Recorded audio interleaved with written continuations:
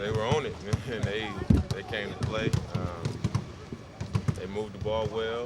They played fast. You know, it was a great pace to the game. They defended really well. Made shots. They played like it was a game 7, and they were trying to handle their business. How key is the swagger, the confidence that Portland rolls into this series with? I mean, how crucial is that going to be in these first couple of games here? Excuse me. I mean, confidence is huge, period, in this league, and especially in the playoffs. To have a chance, you got to believe.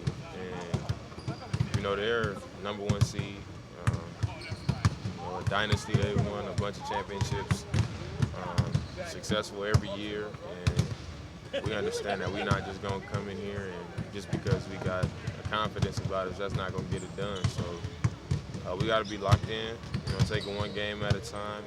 Just go out there and play hard and try to get some wins. Can you talk about Tony Parker a little bit? TP is a perennial all-star.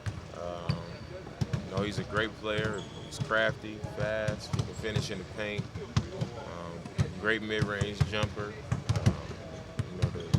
I think, you know, how effective he is off screens and in transition makes him really tough. And having the shooters around him, that doesn't make it any easier. But he's a great player. He called you, Tony earlier today, called you definitely a top 5 point guard in the league. What's it like to hear that type of respect out of an opponent about to go?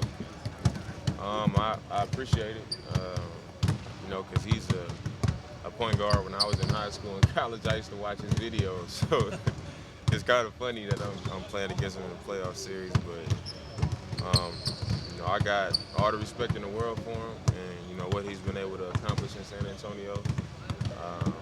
You know, it's going to be an exciting matchup. You know, we're expecting their best. You know, they're a championship caliber team. We're going to have to put our best foot forward to have a chance. He said he's aware that you've studied him on YouTube or whatever it is. Were there any certain moves that you know, scoring in the paint or something like that you tried to take? Well, the biggest thing I tried to take was his game in the paint. You know, with him not being the most athletic guy and going in there and finishing over people, he still is crafty enough to finish in the paint over these big guys in the paint, and that's floaters and reverse layups and different finishes. And you know, I'm a little more of an athletic type of point guard where I like to challenge the bigs and try to go over the top of them. So for me, it was just trying to adapt my game to where I can do the things he can do and do the things that a more athletic point guard can do.